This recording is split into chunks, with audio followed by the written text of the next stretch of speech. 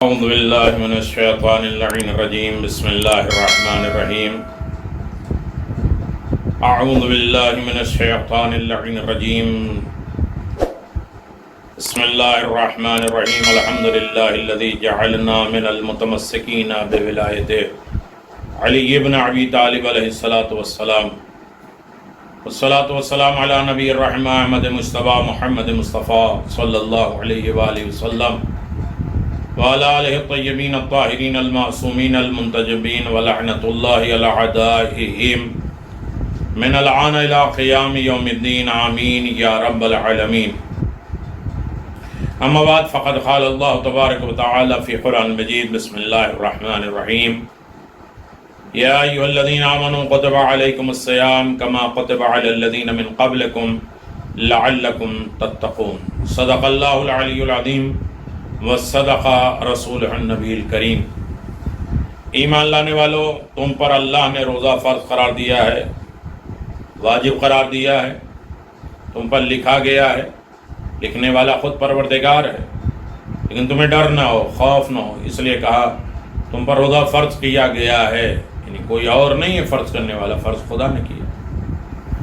لیکن ڈرو نہیں، روزہ تم رکھ سکتے ہو، تم سے پہلے والوں نے بھی روزہ رکھا ہے.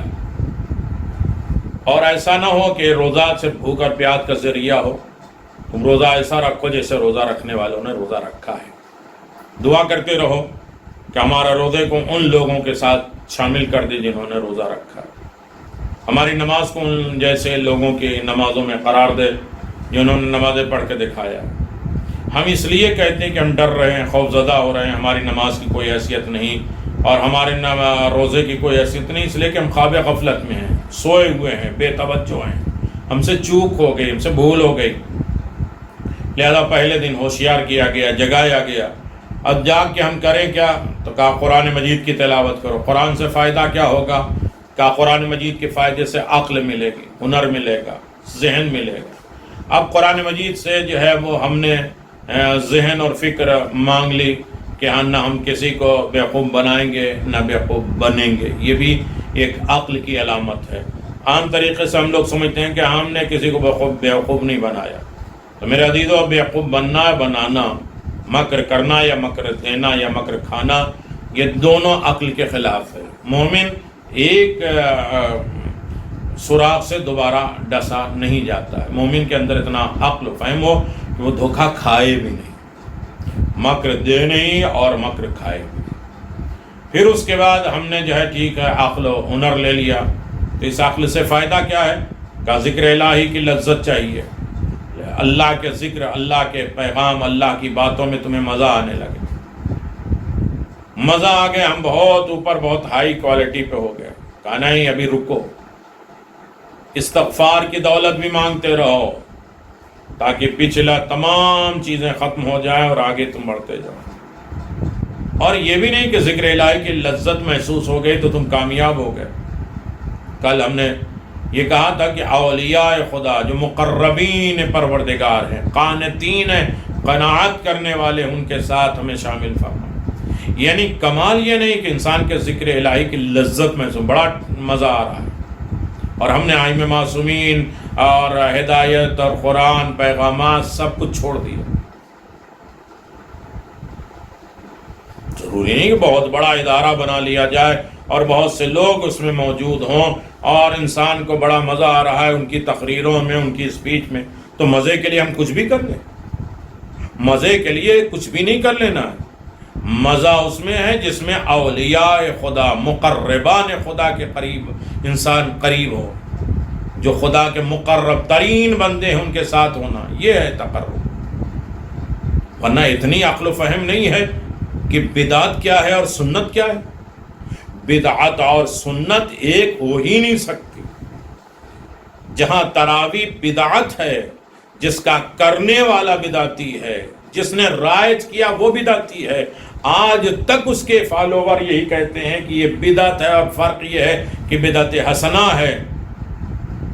کچھ لوگ کہتے ہیں بدعت سو ہے، بری بدعت ہے. لیکن جیسے بھی ہے، میں اس کے اوپر تبصرہ نہیں کرنا. لیکن ایک طرف سنت خدا، سنت الہی جبریل نے پہلی مجلس پڑھی ہے، جبریل یہ پیغام لے کر آئے ہیں، جبریل نے درس دیا ہے۔ مجلس تقرب الہی، خوشنود خدا، رضائے خدا، کن کن چیزوں کو کہا جائے، مجلس کا مقام، رتبہ، اتنی بات کہہ کے خاموش ہو جا سکتی ہے کہ مجلس سنت خدا ہے، سنت الہی ہے، سنت ملائکہ ہے۔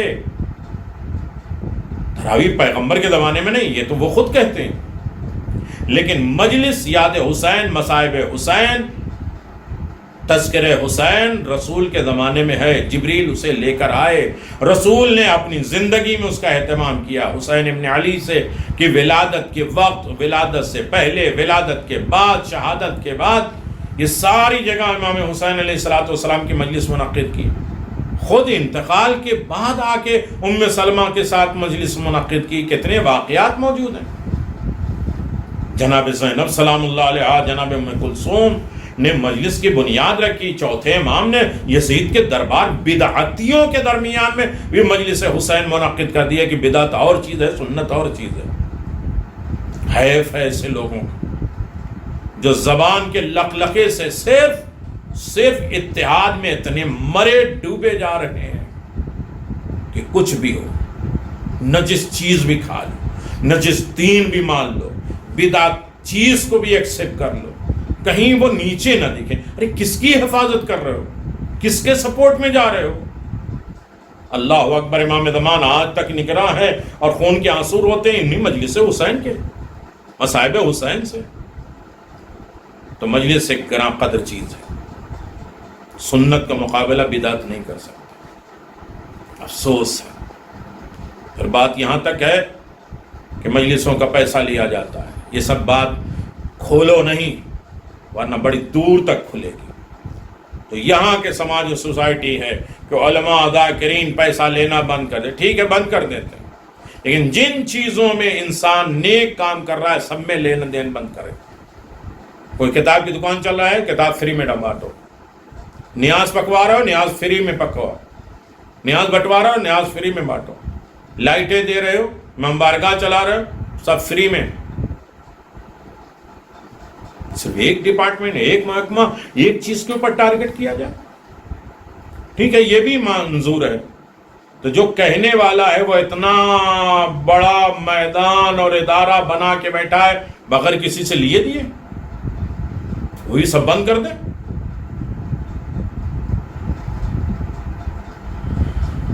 کبھی زبان نہیں کھولی، یہ چھوٹی زبان ہے، لیکن جہاں مجلس حسین، یاد حسین، ذکر حسین، مصائب امام حسین کی بات ہوگی، سنت الہی کی بات ہوگی، سنت پیغمبر کی بات ہوگی، وہاں خاموش ہونا بھی جرم ہے۔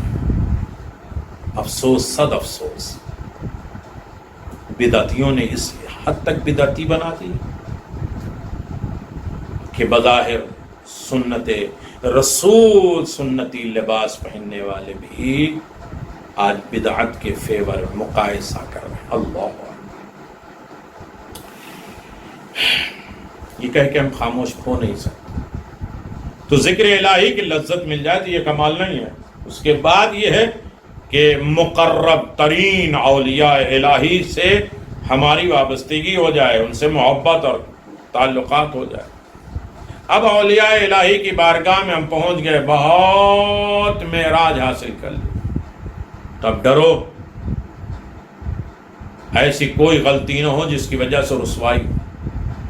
بہت سے لوگ علم کے میدان میں اتنا آگے بڑھ گئے لیکن اپنے نفس کی خباثت کی وجہ سے وہ رسوا اور ذلیل ہوئے۔ اور یہ بات طے ہے کہ جس نے بھی امام حسین علیہ السلام کے لیے زبان کھولی ان کے خلاف یا ان کی مجلسوں میں، وہ ایک زمانے میں رسوا اور ذلیل ضرور۔ کھا پی کے بڑے ہوئے امام حسین کا نام کا، آج امام حسین علیہ السلام کی مجلسوں سے اتنی نفرتیں، نفرت بھی ہے۔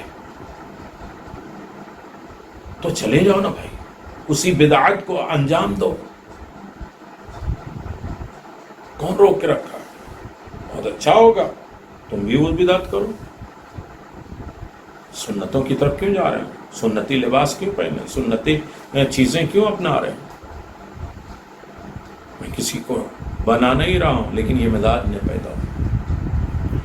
تو اب ہم جو ہے وہ تقرب الہی اولیاء خدا کی منزلوں سے ہم آگے نکل گئے ہیں، تو اب ہمارے لیے ضروری ہے کہ ہم اپنے آپ کو وہ گناہ اور معصیت کی بنا پر رسوا کرنے والی چیزوں سے بچتے رہیں۔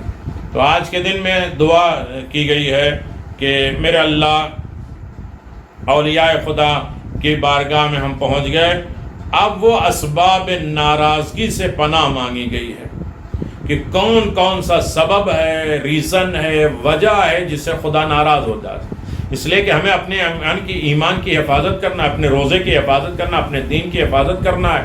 ایسا نہ کہ بڑا ہو جائے اور جو ہے عزت دار ہو جائے اور پورا علاقہ اس کا ہو جائے، اب اس کے بعد وہ زبان ایسے کھولے کہ حسین کی راہ میں زبان کھولے، خدا ناراض نہیں ہوگا۔ رسول کی مخالفت میں بات ہوگی، سنت پیغمبر کو جھٹلایا جائے گا، بدعتوں سے جوڑا جائے گا، خدا ناراض نہیں ہوگا۔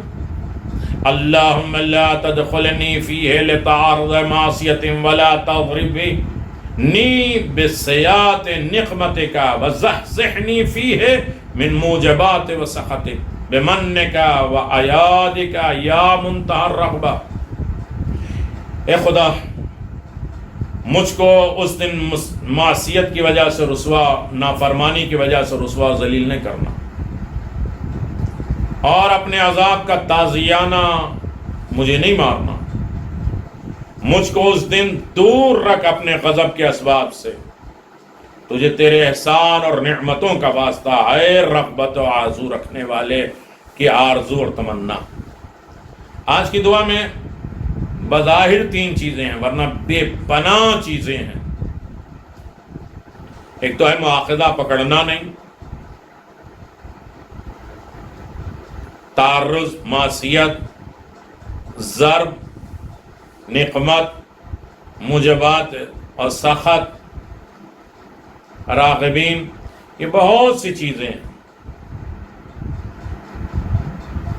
معصیت، رسوائی، عذاب، تازیانہ، غضب، احسان، نعمت، رغبت، آرزو، تمنا، اتنی ساری چیزیں ہیں۔ یہ تقوی الہی کا خزانہ ہے۔ ہم متقی بننا چاہتے ہیں تو متقی کے لوگوں کے لیے 6 ماہ رمضان، 6ٹھی ماہ رمضان میں پیغمبر اسلام نے کہا اس طرح دعا کرو۔ 3 چیزیں میں آپ کی خدمت میں گزارش کروں۔ گناہ اور معصیت کی بنا پہ رسوا کرنا۔ بہت سے اللہ تبارک و تعالیٰ نے کہا کہ ہم گناہوں کو پردہ پوشی کرتے، لیکن جب حد ہو جاتی ہے، 40 برائیاں ہم نے چھپا لی، پھر ملائکہ سے کہا اب تم چھپاؤ، وہ بھی چھپاتے چھپاتے تھک گئے، پھر اس کے مرتبہ کہا جاتا ہے کہ ایک ٹھوکر لگنا ضروری ہے، اس کی آنکھ کھلے، اور جیسے ہی رسوا ذلیل ہوا، انسان نے کہا ارے پہلی غلطی کی، پہلی مرتبہ بے ٹکٹ نکلے تو ٹکٹ پکڑے گئے، چیک ہو گئے۔ نہیں، تازیانہ عذاب سے محفوظ رہے، اللہ کے عذاب کا تازیانہ بڑا سا، اس سے محفوظ ہونے کی دعا۔ غضب الہی کے اسباب خود سے دور کرنے، اللہ کن کن جن سے غضب ہوتا ہے، غصہ کرتا ہے، ناراض ہوتا ہے، ان تمام اسباب کو اپنے سے دور کرنا۔ پہلی چیز میرے عزیزوں، بڑی زحمت ہوتی ہے اور بڑی لمبی باتیں آپ حضرات کی خدمت میں صراحت کے ساتھ، ایسا نہیں کہ 5 منٹ یا 7 منٹ یا 10 منٹ 15 منٹ کے کلپ، یقیناً اس کے ہم عادی ہیں، چونکہ ہم اچھی بات سننے کے عادی نہیں ہیں، ذائقہ اور مزہ ٹیسٹ اور لیتے ہیں۔ جب ایک انسان فیمس ہو جاتا تو اس کی ہر بات اچھی لگتی۔ اللہم لا تخذلنی فیہ لتعارض معصیتک، خذلان، تخلصنی، کسی بندے کو اس کی حالت پہ چھوڑ دینا، یہی سب سے بڑا عذاب ہے۔ اللہ اگر ہماری حالت پہ ہمیں چھوڑ دے تو ہم کیا کریں؟ ٹھیک ہے، تم کورونا وائرس سے وابستہ ہو تو ہم سے کیا مطلب؟ تم ہمارا نام کیوں لیتا ہے؟ دعا نماز کیوں پڑھتے ہو؟ یہ زیارت عاشورہ کیوں پڑھ رہے ہو؟ توکل پروردگار کیوں کر رہے ہو؟ ہم سے کیا مطلب؟ اگر خدا کسی بندے کو چھوڑ دے تو اس سے بڑا عذاب ہو ہی نہیں سکتا۔ بندے کے لیے اس سے بڑی کوئی ذلت اور خاری ہو ہی نہیں سکتی، رسوائی، کہ خدا کسی برے اعمال کی بنیاد پر اس کے اسی حال پہ چھوڑ دے جاؤ۔ ایسی صورت میں اس کو دنیا کی میں ذلت اور خاری اور آخرت کے دردناک عذاب سے کوئی نہیں بچا سکتا۔ لہذا قرآن کریم کا ارشاد ہے ان ینصرکم اللہ فلا غالب لکم ان یخذلکم فمن ذا الذی ینصرکم من بعدہ. اگر اللہ تمہاری مدد کرے گا تو کوئی تم پر عذاب نہیں آ سکتا. اللہ ایک قرآن مجید میں کیا کہتے ہیں؟ ان تنصر اللہ ینصرکم. اگر تم اللہ کی مدد کرو گے تو اللہ تمہاری مدد کرے گا. لیکن اللہ کی اگر مدد آ گئی تو جس کے اوپر مدد الہی اس کا اثر کیا ہے؟ اس کے اوپر عذاب نہیں آ سکتا. اور اگر وہ تمہیں تمہارے حال پہ چھوڑ دے گا تو اس کے بعد تمہاری کوئی مدد کون کرے گا؟ اللہ چھوڑ دے گا تو پھر کیسے مدد کرے گا؟ دراصل خذلان نصرت کے مقابل میں ہے. جیسا کہ خود آیت کریمہ سے واضح ہے کہ اگر اللہ کی نصرت اور مدد کسی بندے کے ساتھ ہے تو وہ بندہ کبھی بھی کسی بھی مغلوب نہیں ہوگا، یعنی کسی سے دبے گا نہیں، کوئی اس سے اوپر فتح نہیں پائے گا. اور اگر اللہ بندے کی معصیت اور گناہ کی بنا پر اس کی مدد سے ہاتھ اٹھا لے، یعنی اس کو اس حال پہ چھوڑ دے، تو پھر وہ بندہ شیطان کے دام فریب میں گرفتار ہو جاتا ہے. جسے کہ قرآن نے خود کہا ہے وَكَانَ الشَّيْطَانُ لِلْإِنسَانِ خُذُولًا. سورہ فرقان آیت نمبر 29 میں کہ اور شیطان تو انسان کے لیے رسوا کر دینے والا. اللہ نے چھوڑ دیا، شیطان نے پکڑ لیا. یعنی بندہ جب اطاعت الہی کے راہ کو چھوڑ کر معصیت اور نافرمانی، خدا کی مخالفت کی راہ پہ چل جاتا ہے تو پھر خدا اس کو اس کی حال پہ چھوڑ دیتا ہے. غور کے ساتھ میرے عزیزوں پوری تقریر سنیں، تھوڑی خشک ہے معلوم ہے لیکن اس میں تر آئے گا. خدا کو اس کے حال پہ چھوڑ دیتا ہے، پھر شیطان اس کو اپنا گرویدہ بنا لیتا ہے، فرما بردار بنا لیتا ہے، اپنا مطیع بنا لیتا ہے اور اس کو رسوا کرا کے ہی دم لیتا ہے. خدا نے چھوڑ دیا، شیطان نے پکڑ لیا. اب شیطان اپنا جو ہے وہ اسے مطیع و فرما بردار کرتا ہے اور اس کے بعد ایک مرتبہ رسوا ذلیل ہوا تو اسے چھوڑ دیا.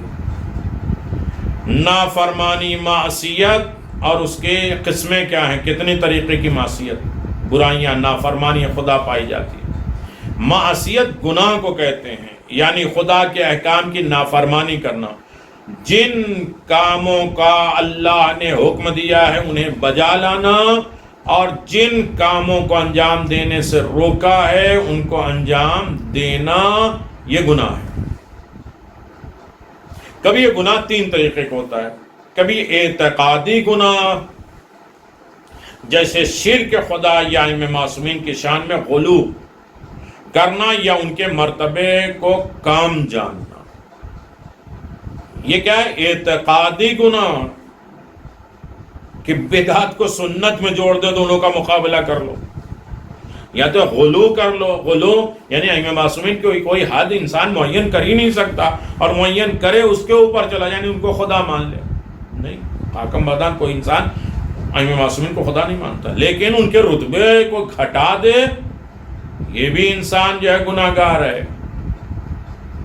جو حکم جس کی وجہ سے زمانہ مصائب حسین، یاد حسین، ذکر حسین سے زمانہ باقی ہے، انبیاء اور مرسلین باقی ہیں، دین و مذہب باقی ہے، کلمہ اور لا الہ الا اللہ باقی ہے، یہ سنت باقی ہے جہاں انسان یہ لباس پہنا، مسجد، امام بارگاہ اور جمعے کی طرف فریاد کرنے والا، یہ ساری چیزیں ہیں. اس کی وجہ سے، حسین کی وجہ سے. جناب زینب نے کہا یہ اذان نہیں ہوتی، یہ مسجدیں نہیں ہوتی. جو انسان جمعہ ہو رہا اور دوسری جگہ فوراً جو ہے قریب سے جمعہ قائم کر دے، سنت الہی، حکم الہی کی مخالفت. پھر سنت حسین، اللہ مصائب حسین، اس کا مقابلہ بدعت کے ساتھ مقایسہ کیا جائے، یہ اعتقادی گناہ.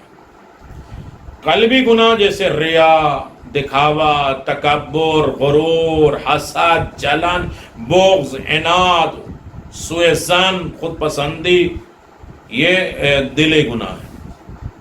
اور جسم کے اعضاء و جوارح پارٹ آف باڈی سے انسان گناہ جیسے تہمت، غیبت، زنا، قتل، یہ پارٹ آف باڈی سے انسان گناہ کرتا ہے.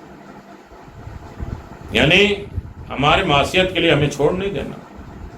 جب اللہ چھوڑتا ہے تو انسان عقیدتی گناہ کرتا ہے، قلبی گناہ کرتا ہے اور ہاتھ پاؤں سے گناہ کرتا ہے. یعنی جو امام حسین کی شان بابرکت میں گستاخی کرتا ہے، اس کا مطلب خدا نے اسے چھوڑ دیا، جا اب وہ معصیت میں رہے گا. ان میں سے ہر گناہ غلیظ، گندا ہے، غیظ و غضب کا ذریعہ ہے. ان کا مرتکب، ان کا انجام دینے والا عذاب الہی کا مستحق ہے. گناہ کے عواقب اور نتائج کیا ہیں؟ عاقبت کیا ہے گناہ کا؟ انجام کیا ہے؟ رزلٹ کیا ہے؟ گناہ عذاب الہی کے علاوہ بھی وضع آثار کا حامل ہے، یعنی اس دنیا میں بھی گناہ اپنا برا اثر چھوڑتی ہے. صرف آخرت میں بدلہ نہیں، اس دنیا میں. ابھی تک ہم ذکر الہی کی لذت ڈھونڈ رہے تھے. اللہ اکبر. لذت عبادات اور مناجات کو ختم کر دیتا ہے. اب یہیں سے تو ڈر تھا. آج کی دعا میں یہی تو ہے کہ بہت اڑ چکے ہیں. اللہ کے ذکر میں تمہیں لذت محسوس ہونے لگی، ٹھہرو، ان تمام چیزوں سے بچو کہ جس کی وجہ سے عبادت اور مناجات کی لذت کو ختم کر دے.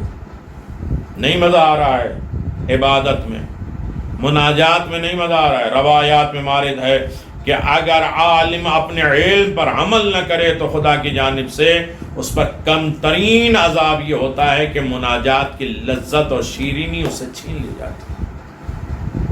کیا امید کریں گے آپ؟ وہ اچھا بولے گا، جو بولے گا وہ کڑوا بولے گا، خطرناک بولے گا. اسے یہ ڈر نہیں ہے کہ اللہ رسول امام ناراض ہو، کچھ بھی. جب عالم اپنے علم پر عمل نہ کرے، کم ترین عذاب یہ ہے کہ مناجات کی لذت اور شیرینی اسے چھین لی جاتی. نیک افراد کی نگاہی میں گر جاتا ہے. دنیا میں عذاب، ایک تو لذت کا مزہ، لذت چھین لیا جاتا ہے عبادتوں میں. دوسرے ہے کہ اچھے لوگوں کے دل نگاہوں میں گر جاتا ہے. امیر المومنین فرماتے ہیں علیہ الصلوۃ والسلام، متبع خفیات العیوب حرم مودت القلوب. جو بھی گناہوں کو خفیہ طور پہ چھپا کے انجام دینے کی تلاش میں رہے گا، خدا اس کو لوگوں کی محبت سے محروم رہے گا. جو بھی گناہوں کو چھپ کر خفیہ انداز پہ لوگوں کی محبت سے محروم. ہاں زبردستی ہے کہ انسان منہ پہ دیکھا اس میں جو ہے ادب و احترام کر لیا، لیکن اچھے لوگوں کے درمیان سے اس کی عزت ختم ہو جاتی ہے. ہاں چیلے چاپڑ ہوں، اس کی حوصلہ افزائی کریں، ہاتھ چومیں، پاؤں چومیں، وہ الگ ہے، لیکن نیک لوگوں کے درمیان سے اس کی حیثیت گر جاتی ہے. تیسری چیز ہے اولیاء الہی سے نفرت ہوتی ہے. اللہ اکبر، کہاں کہاں سے بات نکلنے لگی. خدا کے جو اولیاء ہیں، دوست ہیں، چاہے رسول ہوں، علی ہوں، ائمہ معصومین ہوں، ان سے نفرت ہو جاتی ہے. کب؟ جب انسان گناہ کرتا ہے، جب انسان مسلسل گناہ انجام دیتا ہے، تو پھر اس کی نظر میں بزرگان دین، اولیاء الہی، خدا کے ولی کا مقام اور مرتبہ ختم ہو جاتا ہے. اب وہ نہیں سمجھتا کہ مجلس سے اور تراویح سب برابر ہے، اس کے درمیان میں کوئی حیثیت نہیں.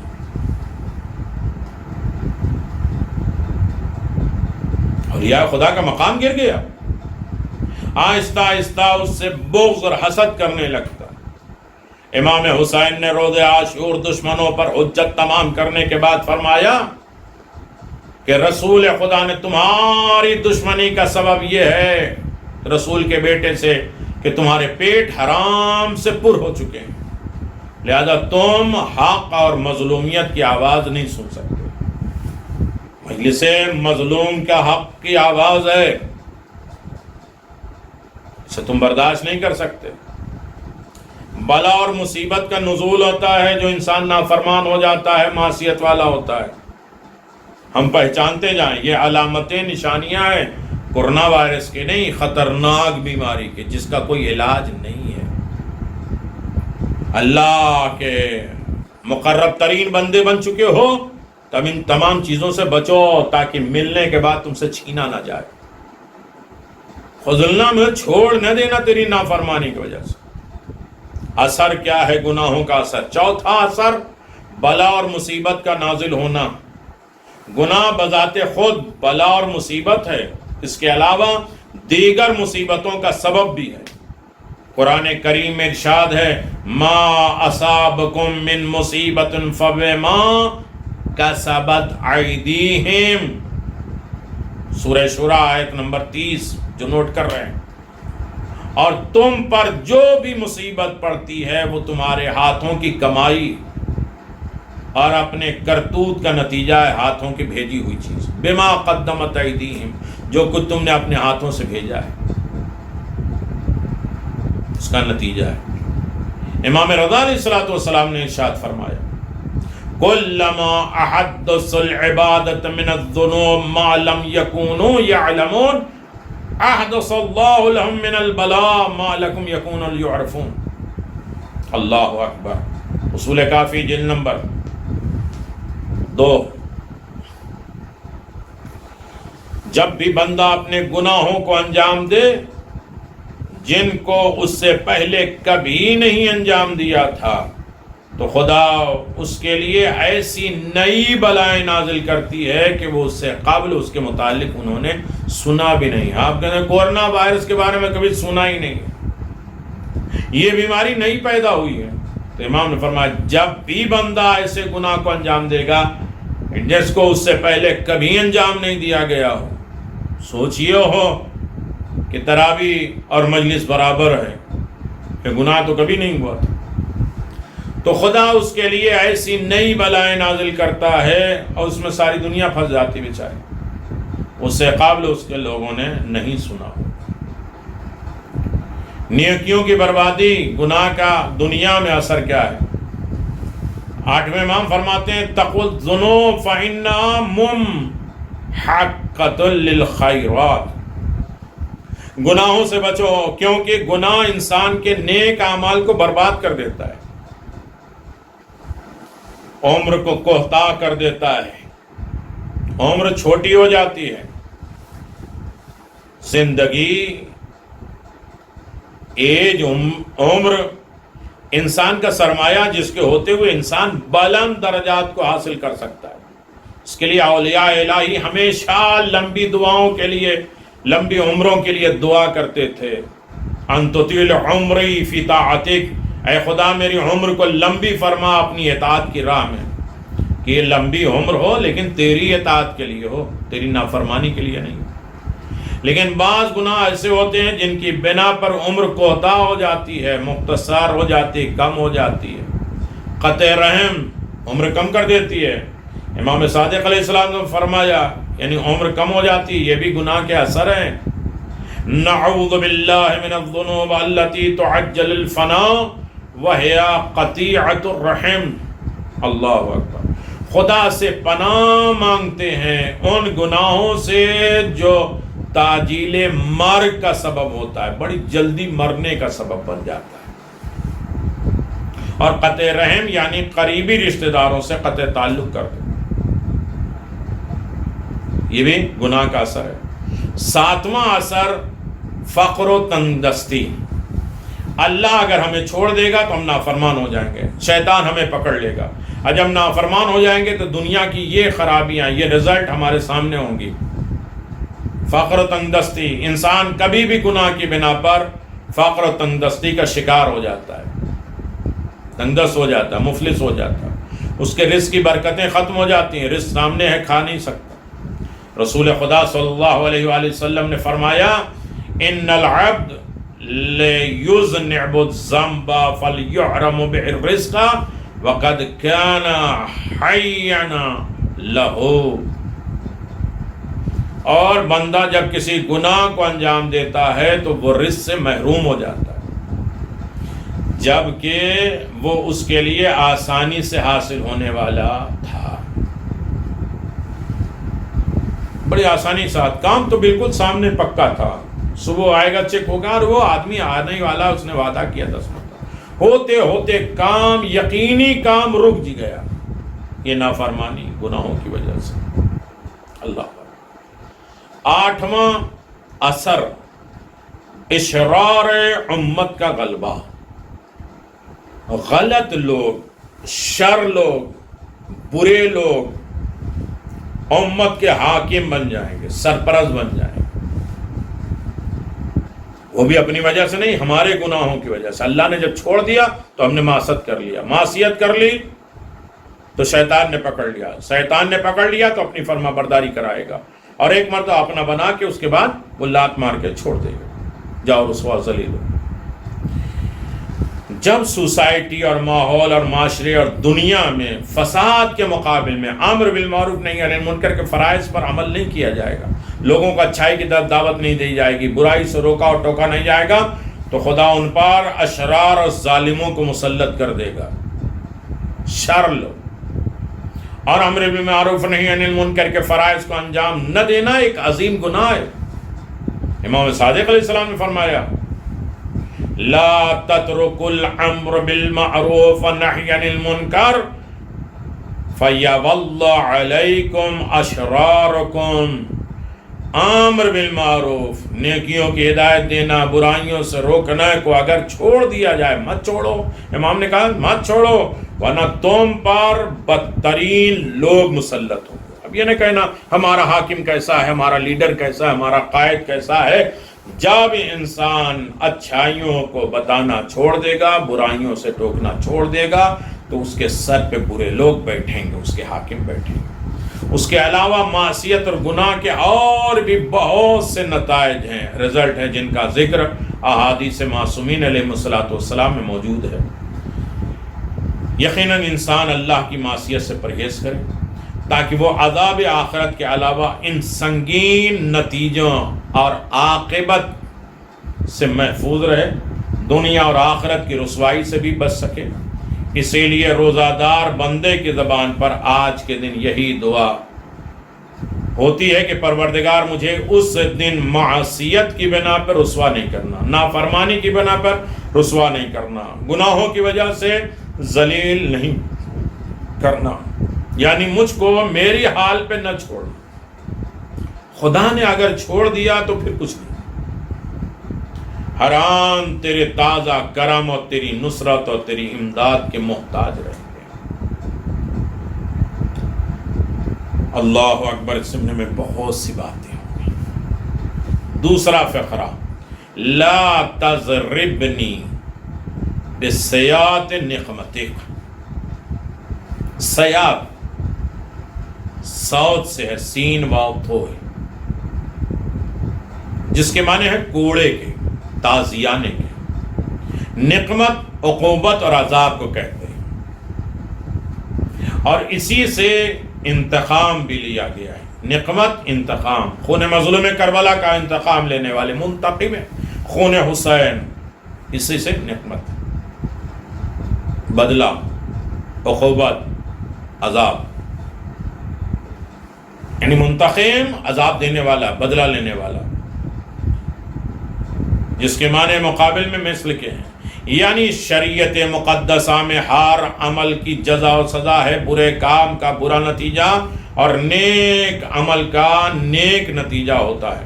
عام طور پہ نقمت کا استعمال برے اعمال کے نتیجے میں، یعنی عقوبت اور عذاب کے بارے میں ہوتا ہے۔ جن لوگوں نے اہل بیت کے ساتھ برا کیا، ان کا بدلہ لیا جائے گا، عذاب دیا جائے گا، چاہے وہ عذاب امام زمان کی شکل میں ہو، چاہے وہ جناب مختار کے، جناب مختار نے پورا تو نہیں لیا تو ہم بندے، عذاب تو ہو، یا وہ رجعت کے بعد، یا پھر اس کے بعد قیامت میں۔ ائمہ معصومین کے حق کو تو خدا نہیں چھوڑے گا، سنت پیغمبر کو پامال کرنے والے کو خدا نہیں چھوڑے گا۔ قرآن مجید کہتا جزاء سیئۃ سیئۃ مثلھا، ہر برائی کا بدلہ اس جیسا ہوتا ہے۔ ایک اور مقام پہ الذین کسبوا السیئات جزاء السیئۃ بمثلہ وترہقہم ذلہ، سورہ یونس آیت نمبر 27۔ جن لوگوں نے برائیاں کمائی ہیں ان کے لیے ہر برائی کے بدلے میں ویسی ہی برائی ہے جن کے چہرے پہ ذلت کی سیاہی لگی ہوئی ہے۔ انتقام قرآن مجید کی روشنی میں، بدلے کی بھاونائیں، منتقم خون حسین، لقد ارسلنا من قبل رسلا من قومهم فجاءهم بالبينات فانتقمنا من الذين اجرموا وكان حقا عليه نصر المؤمنین، قرآن کی آیت۔ اور ہم نے تم سے پہلے بہت سے رسولوں کی قوموں کی طرف بھیجے ہیں جو ان کے پاس کھلی ہوئی نشانیاں لے کر آئے ہیں، پھر ہم نے مجرموں سے انتقام لیا اور ہمارا فرض تھا کہ ہم صاحبان ایمان کی مدد کریں۔ یہ اللہ ہے۔ فَانْتَقِمْنَا مِنْهُمْ فَأَغْرَقْنَا مِنَ الْيَمِّ بِأَنَّهُمْ كَذَّبُوا بِآيَاتِنَا، پھر ہم نے ان سے انتقام لیا اور انہیں دریا میں غرق کر دیا۔ فرعون کا واقعہ ہے، ہم نے بدلہ لیا۔ نقمت یہ دعا یہ پڑھنا ایسے ہی نہیں کہ دعا کے فائدے یہ ہیں جو ایک مرتبہ جو ہے وہ ہم لوگ سب یہی دعا جو ہے فارورڈ کرتے ہیں کہ دعا سے جو ہے 70,000 تخت ملیں گے اور 70,000 جو ہے تخت بستر لگیں گے اور 70,000 حوریں بیٹھے ہوں گی اور اتنے ہزار لباس وہ پہنے ہوں گی اور یہ ہوں گی۔ آج کی دعا میں اتنے فائدے ملیں، لیکن اس دعا کو سمجھنا ہے، اس پر عمل بھی کرنا ہے۔ منتقم سمجھے تو صحیح، معصیت تو سمجھے۔ پھر ہم نے ان سے انتقام لیا، انہیں دریا میں غرق کر دیا کیونکہ انہوں نے ہماری آیات کو جھٹلایا۔ اس آیت کریمہ میں خدا کریم نے انتقام، بدلہ کی قسموں کو واضح کر دیا کہ بنی اسرائیل نے اللہ کی نشانیوں کو جھٹلایا، لہذا انہیں دریائے نیل میں غرق کر دیا۔ پہلی آیت سے یہ بات واضح ہوئی کہ مجرموں سے اس دنیا میں اللہ انتقام لے گا، بدلہ لے گا۔ دراصل صاحبان ایمان کی نصرت اور مدد ہے۔ وَكَانَ حَقًّا عَلَيْنَا نَصْرُ الْمُؤْمِنِينَ، اس حقیقت پر واضح دلیل ہے کہ اللہ یقیناً دنیا ہی میں عذاب، اللہ کا عذاب ہے دنیا ہی۔ انتقام الہی کا سبب اللہ کے بدلے کا سبب کیا ہے؟ کیوں لے گا؟ اللہ اکبر۔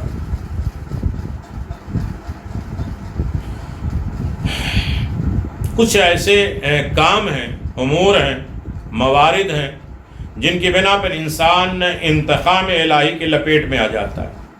اللہ کی روشن نشانیوں کی تکذیب، جھٹلائی، اللہ کی کھلی ہوئی عزاداری، یاد حسین، ذکر حسین، یہ کھلی ہوئی آیات الہی ہے، نشانی، اس کو جھٹلا، ان کا انکار، یعنی کفران نعمت کرنا۔ اسی نعمت سے پلے بسے لوگوں نے جانا مجلس حسین کے ذریعے۔ اگرچہ تمام نعمتیں اپنی جگہ خاص اہمیت کے حامل ہیں، لیکن بعض نعمتیں ایسی ہیں جس کا کسی نعمت سے مقابلہ ممکن نہیں ہے، لہذا ایسے عظیم نعمتوں کے کفران پر الہی انتقام بھی بہت سخت ہوتا ہے، اور اس عظیم نعمت کا انکار پر حارث فہری پر سخت عذاب نازل ہوا۔ غدیر میں اس نے کہا کہ اپنی طرف سے کہا یا اللہ کی طرف سے اللہ عذاب نازل کرے، فوراً اللہ نے عذاب نازل کر دیا۔ بدلہ اللہ فوراً لیتا ہے۔ اگر نعمت کا انکار کیا، کفران نعمت کیا، آج ہم نے نعمتیں تمام کر دی، علی کی ولایت تمام کر دی، اس نعمت کا تم انکار کر دو گے تو عذاب آئے گا، انتقام لیا جائے گا، بدلہ لیا جائے گا۔ اے رمضان میں روزہ رکھنے والے، قرآن پڑھنے والوں، اچھی قرات کرنے والے، تھوڑا علی سے بھی وابستہ ہو جاؤ، ولایت علی کی طرف آ جاؤ۔ اللہ دشمن علی کو کبھی معاف نہیں کرتا، اپنے گھر کے دشمن کو ابابیل کے ذریعے مرواتا ہے، لیکن اپنے علی کے دشمن کو بلا فصل مارتا ہے، اس لیے کہ یہ بلا فصل کا مسئلہ ہے۔ اب میں ابابیل کو نہیں بھیجوں گا، پتھروں کو نہیں بھیجوں، ڈائریکٹ چبائے ہوئے بھی اس سے کی طرح ہو گیا۔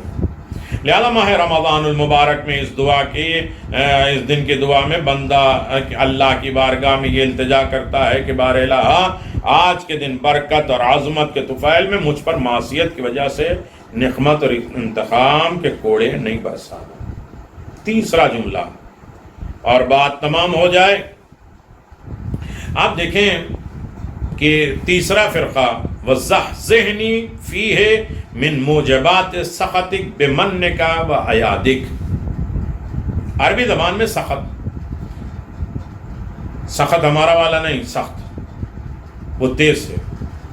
عربی زبان میں سین خے توئے شدت غضب، یعنی غضب کی انتہا کو کہتے ہیں سخطک۔ بہت سی دعاؤں میں ہے سخط الہی، رضات الہی کی ضد ہے۔ اگر اللہ کی سخط ہو جائے، اللہ کا غضب ہو جائے تو اللہ راضی نہیں ہوتا۔ ہم اتنے دن چوتھے دن کی دعا میں مانگ چکے ہیں کہ اللہ کے وہ جس سے رضا الہی حاصل ہو جائے وہ سبب دے دے۔ لیکن اگر ایک انسان کے اوپر اگر خدا نخواستہ اللہ سخط اور غضب اور ناراض ہو گیا تو رضا الہی ختم۔ ایک دعا میں سخط الہی یعنی غضب الہی، کسی نے پانچویں امام محمد باقر علیہ السلام سے پوچھا غضب الہی کیا ہے؟ تو امام نے فرمایا غضب اللہ تعالی عقابہ، اللہ کے غضب سے مراد اس کے دردناک عذاب ہے۔ اس دعا میں بندہ اپنے خالق کی طرف التماس کرتا ہے، پروردگار جو چیز تیرے عذاب اور غضب کا سبب بنتی ہے ان کو مجھ سے دور کر دے۔ اب ہم تلاش کریں کہ عذاب غضب الہی کے سبب کیا ہے، کارن کیا ہے، وجوہات کیا ہے، کیوں اللہ غضبناک ہوتا ہے۔ غیر المغضوب علیہم ولا الضالین روز پڑھتے ہیں جن کے اوپر غضبناک ہوا۔ غضب الہی کے سبب کیا ہے؟ گناہ اور معصیت کی بنا پر انسان عذاب الہی میں مبتلا ہوتا ہے، اور معصیت کے متعدد اقسام ہیں، بہت سی قسمیں ہیں جن کا ذکر اسی دعا کے ضمن میں گزر چکا ہے۔ معصیت یعنی احکام الہی کے نافرمانی، اور اس کے مقابل میں اطاعت ہے یعنی احکام الہی کی فرما برداری۔ لہذا عذاب الہی سے دوری اور رحمت اور رضا الہی سے قربات صرف اور صرف اللہ کی اطاعت سے ممکن ہے۔ یہ امر بغیر توفیق الہی کے ناممکن ہے۔ لہذا بندے کا خدا کی بارگاہ میں دعا کرنا کہ مجھے ان چیزوں سے محفوظ رکھ جو تیرے غضب کے موجب ہوں، یعنی گناہوں سے دوری کی دعا ہے، اور اصل اطاعت الہی پر استقامت کی دعا ہے، جس کو حاصل کرنا توفیق الہی کے بغیر ناممکن ہے۔ توفیق الہی خود 37 چیزوں سے حاصل ہوتی ہے، کبھی بیان کیا جائے گا توفیق بھی کیا ہے، اور توفیق کا سبب مہیا کرنا خود بندے کی ذمہ داری ہے۔ توفیق کمانا، توفیق کے لیے حرکت کرنا، توفیق کے اسباب فراہم کرنا، یہ خود بندے کی ذمہ داری ہے۔ آخر میں اس دعا میں بندے نے بِمَنِّكَ وَعَيَادِكَ کہہ کے اللہ کو قبولیت دعا کے لیے اس کے احسان اور نعمتوں کو واسطہ دیا ہے۔ من، احسان، عیادی نعمتوں کو کہتے ہیں، مگر جب عربی میں احسان کا لفظ استعمال ہوتا ہے تو اس کے معنی نیک عمل کے ہیں، اور اسی طرح منان احسان کرنے والے، محسن نیک عمل کرنے والے، انجام دینے والے کو کہتے ہیں۔ بہت سے وقت میں بھولے سے یا نادانستی کی بنا پر لوگ احسان کا ترجمہ اردو میں احسان ہی کر دیتے ہیں۔ احسان کا مطلب ہے نیکی کرنا، اور نیکی کر کے بھول جاؤ۔ ابھی رمضان کے 3-4 دن پہلے ایک پورا درس میں احسان اور احسان یعنی کس طریقے سے جتلاؤ نہیں، اذیت نہ دو، اسے دہراؤ نہیں، اگر یہ کیفیت پیدا ہو گئی تو سمجھو کہ ہم نے اپنے لیے احسان کر دیا. کسی کے اوپر احسان کرنے کا مطلب ہے خود اپنی ذات کے اوپر احسان کر رہے ہیں. ہم نے اپنے آپ کو نقمات اور معصیت سے بچایا ہے. یقیناً اللہ تبارک و تعالیٰ کے نیک بندے متوجہ ہیں کہ ہم وہ سارے سبب جو ناراضگی پروردگار کا سبب بن جائے اس سے بچتے رہیں. اللہ کب ناراض ہوتا ہے, کس سے ناراض ہوتا ہے؟ اللہ دشمن اہل بیت سے ناراض ہوتا ہے, غضب ناراض. علی ابن ابی طالب کی شان میں غدیر میں گستاخی کرنے والے نعمان فہری کے اوپر عذاب نازل کر دیتا ہے کہ ولایت علی کے دشمن مجھے برداشت نہیں ہے. ایک ہے نافرمانی, ایک ہے ناراضگی. نافرمانی کسی بات کو کہا جائے, اس کی مخالفت کر دی جائے. بچے تو نے سنا نہیں میری نافرمانی کی. ایک بات کبھی نہ کہی جائے لیکن دل ہو کہ یہ بات ہو, بیٹا میں چاہ رہا تھا کہ تو نماز شب پڑھے لیکن تو نے مجھے ناراض کر دیا. اللہ اکبر. خواہش کی مخالفت کرنا, اور خواہش کس کے آگے ہے؟ وما تشاؤون الا ان یشاء اللہ. اہل بیت تم وہی چاہتے جو خدا چاہتا. اللہ کی چاہت کا نام اہل بیت ہے. حسین ابن علی کی محبت, یاد حسین, غم حسین, یہ خدا کی خوشنودی ہے. اگر اس کی مخالفت کی گئی, اس میں کمی بیشی کی گئی تو یہ ناراضگی پروردگار کا سبب ہو جاتا ہے. اور خدا ناراض ہو گیا تو انسان متقی نہیں ہو جاتا. متقی نہیں ہے تو قرآن اس کی رہنمائی نہیں کرے گا, امیر المومنین اس کی امامت نہیں کرے گا. حسین ابن علی نے کیسے کیسے مقام پر کیسے کیسے مصائب برداشت کی. ہر جگہ جبریل آ رہے ہیں, حکم الہی آ رہے ہیں. حسین کا غم حکم الہی نگاہ پروردگار میں ہے. یا ایتھا النفس المطمئن, اے نفس مطمئن پلٹا. یہ تشبیہ ہے. تو یاد حسین, ذکر حسین اور محبت حسین کے ہمیں توفیق عطا فرما. نام حسین بھی شفا ہے, یاد حسین بھی عظیم عبادت سنت پیغمبر ہے, اور راہ حسین بھی ہماری نجات کا ذریعہ ہے. خداوند عالم نام حسین, یاد حسین, راہ حسین ہر طریقے سے ہمیں اس میں شامل فرما, اور راہ حسین پہ ہمیں گامزن ہونے کی توفیق عطا فرما. وآخر دعوانا ان الحمدللہ رب العالمین وصلی اللہ علی محمد وآل محمد. ماہ رمضان کی ہر دن کی دعا اور اعمال کے سلسلے میں آپ حضرات کی خدمت میں بیان کیا جاتا رہا ہے. یقیناً آپ اس کی طرف متوجہ بھی ہیں. ہر رات میں 2 رکعت نماز ضرور پڑھیں. الحمد کے بعد 3 مرتبہ سورہ قل هو اللہ 2 رکعت میں ہے. 70 سال کے گناہ معاف ہو جاتے ہیں. ایک چھوٹی سی مخصوص دعا ہے. پھر 7-10 مرتبہ تسبیحات اربع ہے. پھر 10 مرتبہ صلوات ہے. پھر ہر رات میں الحمد کے بعد 15 مرتبہ سورہ قل هو اللہ کی تلاوت کرنا ہے. 2 رکعت نماز ہے ماہ رمضان. پھر آج کے دن 4 رکعت نماز ہے, جو ہر رکعت میں الحمد کے بعد سورہ ملک کی تلاوت کرنا ہے. خداوند عالم بحق الزہرا و ابیہا و بعلہا و بنیہا ہم سب کو صدق دل کے ساتھ یاد الہی, ذکر الہی منانے کی توفیق عطا فرما. ایک لمحے کے لیے خدا ہمیں چھوڑے نہیں تاکہ ہم معصیت نہ کر لیں, اور معصیت کر لیں تو شیطان ہمیں پکڑ نہ لے, اور شیطان اپنی اطاعت کرا کے ہمیں رسوا ذلیل نہ کر دے. اور جب خدا ہمارا انتقام اور بدلہ نہیں لے, خون منتقم خون حسین کے دور میں تعجیل فرما. اور جن لوگوں نے حسین ابن علی کی شان میں ذکر حسین, مجلس حسین کی شان میں گستاخی کی ہے, ان کی اسی دنیا میں رسوا اور ذلیل فرما. ہر فتنے آفات اور بلاؤں سے محفوظ فرما. اس پرآشوب ماحول میں اس بیماریوں سے ہمیں نجات عطا فرما. آزادی کے ساتھ یاد الہی 21 ماہ رمضان کی مجلس اور ماتم کرنے کی توفیق عطا فرما. ساری دنیا سے یہ بیماری کو دور فرما, اور ہر انسان کے تنگ دستی کو دور فرما. حاجات کو مکمل فرما. روزیوں میں برکت عنایت فرما. ہر طریقے کی روزی عطا فرما. ہمارے مرحومین کی مغفرت فرما. ہمارے زندوں کی حفاظت فرما. امام کے خوشنودی کا سبب بن سکے. روزہ ہمارا قبول فرمائے, عبادت قبول فرمائے, افطاری قبول کرے. اس وقت لوگوں کی نصرت اور مدد بھی بارگاہ رب العزت میں قبول ہے. تو بہت سی باتیں دن کے کلپ میں آتی ہیں, اور آن لائن بھی درس قرآن تھوڑا سا ڈیپ میں جا کر وہ ہوتا ہے. یہ نہیں کہ 2-4 واقعات بیان کریں ہو جائے.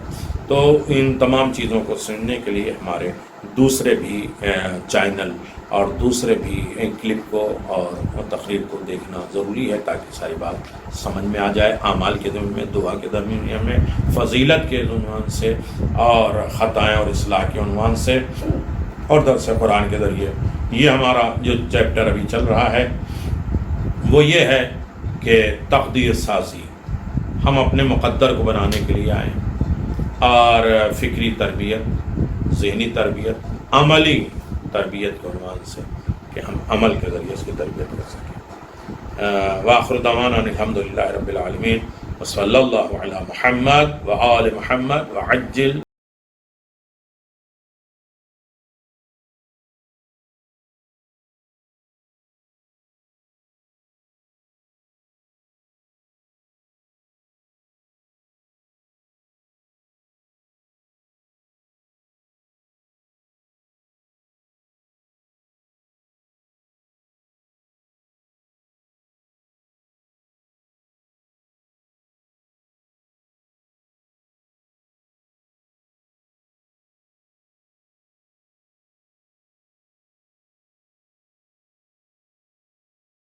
الرحمن الرحيم.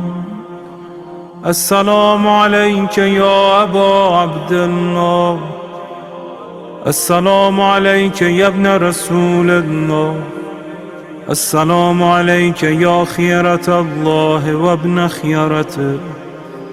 السلام عليك يا ابن أمير المؤمنين وابن سيد الوصيين.